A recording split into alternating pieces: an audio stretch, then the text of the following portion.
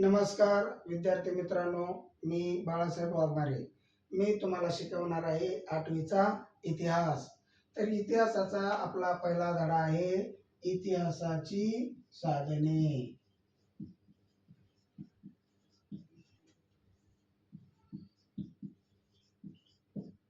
गेल्या वर्षी 7वीच्या वर्गामध्ये आपण मध्ययुगीन काळाचा इतिहास शिकलो.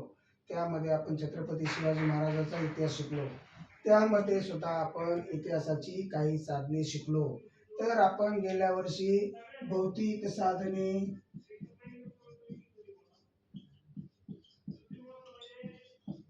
लिखित साधने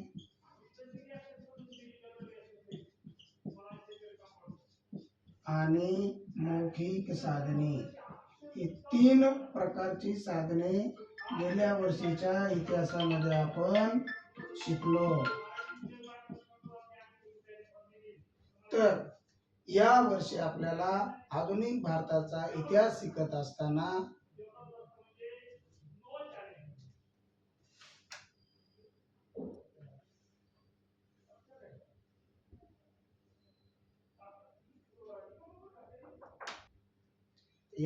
आपण इतिहासाचं नवीन एक साधन शिकणार आहोत. ते साधन आहे आधुनिक तंत्रज्ञानावर विकसित झालेलं दृक श्राव्य साधन. तर बघा आता विद्यार्थी मित्रांनो, आधुनिक भारताचा इतिहास शिकत असताना आधुनिक काळामधला म्हणजेच हा आधुनिक काळ म्हणजे कोणता? तर हा आधुनिक काळ म्हणजे ब्रिटिश सत्ताधीश किंवा जे आपले राजे होते किंवा संस्थानिक होते यांचा काळ मानला जातो. आता राजाच्या आणि संस्थानिकाच्या काळामध्ये ब्रिटिशांनी आपल्यावर आक्रमण केलं, भारतावर त्यांनी राज्य केलं. तर यावेळेस युरोपामध्ये ज्या ज्या काही घटना घडल्या त्याचा प्रत्यक्ष संबंध आपल्या भारतावर पोहोचला. म्हणून आपल्याला आधुनिक काळामध्ये इतिहास शिकत असताना भारताबरोबरच युरोपामधील इतिहासाचा सुद्धा अभ्यास करणं गरजेचं आहे. म्हणून आता आपण इतिहासाची साधने हा धडा शिकत असताना महत्वाचा मुद्दा साधने म्हणजे काय? बघा, आता कुठलीही गोष्ट जर आपल्याला करायची असेल किंवा आपल्याला प्रवास जरी करायचा असेल तरी त्यासाठी साधनाची आवश्यकता असते. म्हणून आपल्याला इतिहासाचा अभ्यास करायचा आहे, मग त्यासाठी सुद्धा आपल्याला साधनाची आवश्यकता आहे. आता इतिहासाचं साधन, आपलं प्रमुख साधन जर म्हणलं तर काय आहे? पुस्तक आहे. पण हे लिहिलेलं पुस्तक हे कितपत सत्य आहे, त्याच्यावर कितपत आपण विश्वास ठेवला पाहिजे, यासाठी आपल्याला पुराव्याची आवश्यकता असते. आणि हे पुरावे आपल्याला मिळतात कुठून? तर ह्या इतिहासाच्या साधनामधून. म्हणून इतिहासाची साधनं हे आपल्याला अभ्यासणं आवश्यक आहे. म्हणून बघा, आता आपण 7वीला जरी झालं असलं तरी एक एक साधन आता आपण विस्तारित स्वरूपाने पाहू. पहिलं आहे आपलं भौतिक साधन. तर भौतिक साधनामध्ये आपण काय शिकलो? नाणी, पदके, पुतळे, वस्तू व वास्तू या गोष्टींचा आपण 7वीच्या वर्षामध्ये अभ्यास केला. आता बघा, नाणी कशाला म्हणायचं? नाणी म्हणजे काय?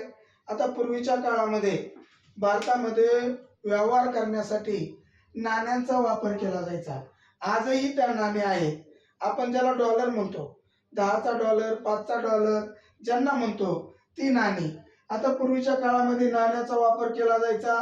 नाण्यांनी सगळा त्यांना काय व्यापार असेल किंवा काय उद्योग असेल तो केला जायचा. मग या नाण्यावरून आपल्याला समजतं की बाबा त्या काळची आर्थिक संपन्नता कशी होती, कोणत्या राज्यामध्ये कोणती नाणी वापरली जायची, याचा आपल्याला इतिहास या नाण्यामुळं कळतो. दुसरं आहे पदके, पुतळे. बघा, आता ज्या व्यक्तीनं महान कार्य केलं त्यांचे पुतळे बांधले, मग त्या व्यक्तीचा पुतळा पाहिल्यानंतर आपल्या लक्षामध्ये येतं की बाबा यांनी काय कार्य केलं, त्यांचा जन्म, मृत्यू किंवा त्यांनी केलेल्या कार्याविषयी माहिती. म्हणून पुतळे सुद्धा आपल्या इतिहासाचं साधन आहे. त्यानंतर बघा वस्तू आणि वास्तू. आता वस्तू आपल्याला छत्रपती शिवाजी महाराजांच्या इतिहासातल्या वस्तू जर पाहिल्या तर त्याच्यावरून त्या वेळेचा इतिहास समजतो. आता काही वास्तू ब्रिटिशांनी बांधलेल्या आहेत, काही मध्ययुगीन इतिहासाच्या कालावधीमध्ये बांधलेल्या आहेत. त्या वास्तू आज सुद्धा आपल्याला सुस्थितीमध्ये दिसतात. मग त्या वास्तू पाहिल्यानंतर त्या काळचा इतिहास आपल्याला लक्षामध्ये येतो. म्हणून वास्तू सुद्धा आपल्या इतिहासाचं साधन आहे. त्यानंतर बघा दुसरा मुद्दा आहे आपला लिखित साधने. आता लिखित साधने आपण गेल्या वर्षी पण पाहिली, पण या वर्षी आता लिखित साधने म्हणजे कशी. आता लिखित पुस्तक हे सुद्धा आपलं काय आहे, लिखितच आहे. पण हे पुस्तक लिहिण्यासाठी ज्या साधनांचा वापर केला ती लिखित साधने.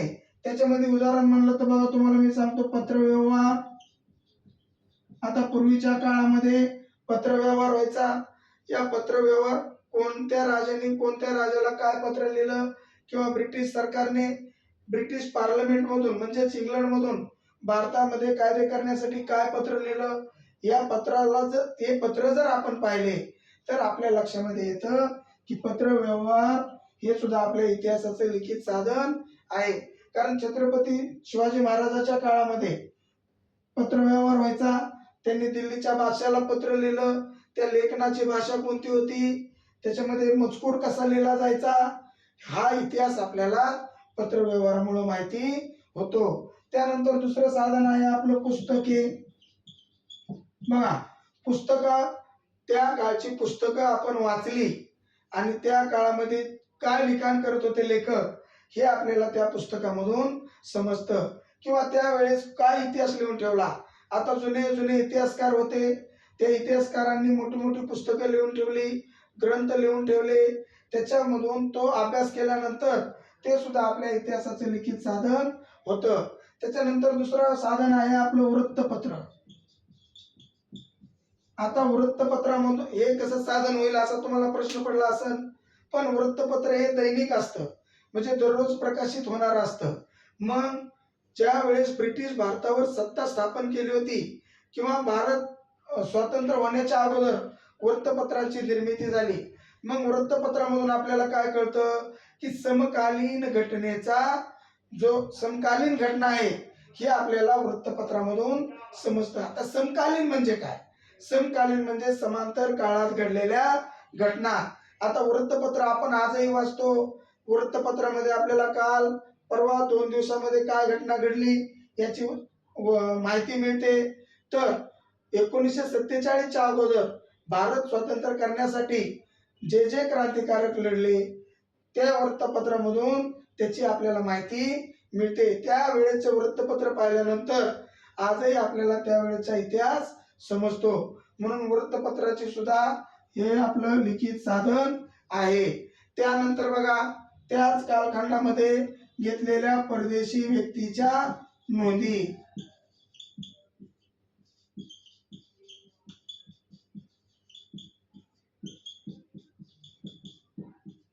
आता या परदेशी व्यक्तीच्या घेतलेल्या नोंदी. आता परदेशामधून भारतामध्ये कोण आलं, भारतामधून परदेशामध्ये कोण गेलं, याच्या नोंदी जर आपण पाहिल्या. आता आपण दुसऱ्या पाठामध्ये शिकणार आहोत किंवा ख्रिस्तोफर कोलंबस असेल, वास्को द गामा असेल, यांनी वास्को द गामाने भारताचा शोध लावला, तो सागरी मार्गे भारतामध्ये आला.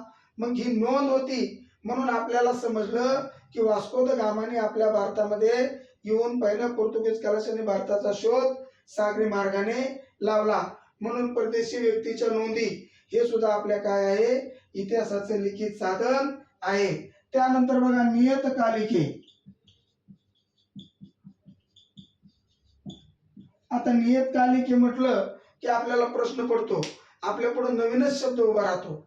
आता नियतकालिके कशाला म्हणायचं, ज्याप्रमाणे वृत्तपत्र आहे त्याप्रमाणेच काही पाक्षिक, काही मासिक किंवा काही वार्षिक अशा प्रकारे.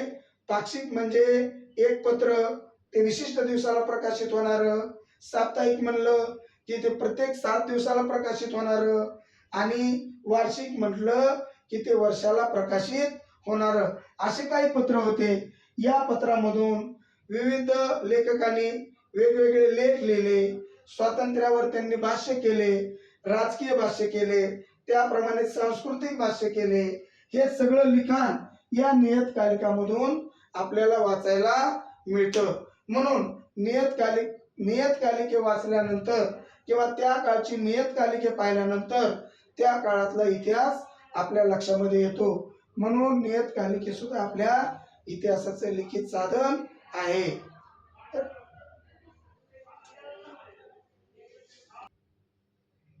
तर बघा, आता या सर्व आपली काय आहेत की बाबा इतिहासाची लिखित साधने आहेत. आता या साधनामधून आपल्याला काय होतं की त्या त्या काळचा इतिहास कळतो. आता नियतकालिकामध्ये मी जसं तुम्हाला सांगितलं किंवा पाक्षिक आहे, तर हे पाक्षिक काय होतं, प्रत्येक 5 दिवसाला प्रकाशित होतं. 5 दिवसांनी प्रकाशित होणार त्याला पाक्षिक म्हटलं जातं. 1 महिन्याने प्रकाशित होणार त्याला मासिक म्हटलं जातं. वर्षाने प्रकाशित होणार त्याला वार्षिक म्हटलं जातं. वृत्तपत्र मात्र काय असतात, दैनिक असतात. दैनिक म्हणजे दररोज प्रकाशित होणारे. आता या काळामध्ये काय झालं की बाबा या वृत्तपत्राने, या नियतकालिकांनी आपल्या देशाच्या स्वातंत्र्यासाठी खूप मोठा हातभार लावलेला आहे. कारण त्यांनी आपल्यावर घडणारे अन्याय याला वाचा फोडण्याचं काम या नियतकालिका आणि वृत्तपत्रांनी केलेलं आहे. म्हणून त्या त्या काळची वृत्तपत्र पाहिल्यानंतर आपल्या लक्षामध्ये येतं की बाबा तो त्या काळचा इतिहास कसा होता, त्या काळचं लिखाण कसं होतं, त्या काळचे लेखक कोणत्या शब्द वापरायचे लिखाणामध्ये, हा सगळा इतिहास आपल्याला समजतो. त्यामध्ये आपल्याला बघा, चला जाणून घेऊया, चला जाणून घेऊया, यामध्ये आपल्याला डॉक्टर बाबासाहेब आंबेडकर व वृत्तपत्र हे जाणून घ्यायचं आहे.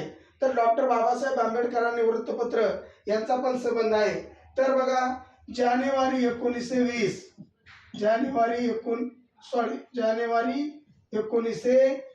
मध्ये डॉक्टर बाबासाहेब आंबेडकरांनी मूकनायक नावाचं पत्र सुरू केलं होतं, पाक्षिक सुरू केलं होतं. कोणतं, मूकनायक. तर हे मूकनायक पाक्षिक त्यांनी चालवलं आणि काही काळानंतर डॉक्टर बाबासाहेब आंबेडकरांना उच्च शिक्षण घेण्यासाठी प्रदेशामध्ये जावं लागलं. म्हणून मूकनायक हे पाक्षिक त्यांनी आपल्या सहकार्याकडे सोपवलं आणि ते प्रदेशामध्ये उच्च शिक्षणासाठी निघून गेले. परंतु त्यांच्या पश्चात त्यांच्या सहकार्यांनी मूकनायक पत्र काही व्यवस्थित चालवलं नाही. मग ज्यावेळेस डॉक्टर बाबासाहेब आंबेडकर उच्च शिक्षण घेऊन भारतामध्ये परत आले, त्यावेळेस त्यांनी 1927 मध्ये परत आल्यानंतर परत त्यांनी काय, एप्रिल 1927 परत आल्यानंतर त्यांनी बहिष्कृत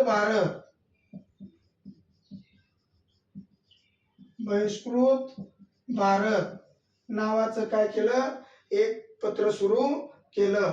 तर अशा प्रकारे डॉक्टर बाबासाहेब आंबेडकरांनी 1920 मध्ये मूकनायक, 1927 मध्ये बहिष्कृत भारत आणि त्याचबरोबर जनता आणि प्रबुद्ध भारत अशी 2 वेगवेगळी वृत्तपत्र सुद्धा डॉक्टर बाबासाहेब आंबेडकरांनी चालवली. आता याबरोबरच वृत्तपत्राचं जर पाहायला गेलं तर विष्णू शास्त्री चिपळूणकरांनी आणि लोकहितवादी गोपाळ हरी देशमुखांनी यांनी सुद्धा काय केलं की प्रभाकर असेल किंवा निबंधमाला असेल, या पत्रामधून त्यांनी काय केलं, राजकीय तसंच आपल्या भारताची जी संस्कृती आहे त्या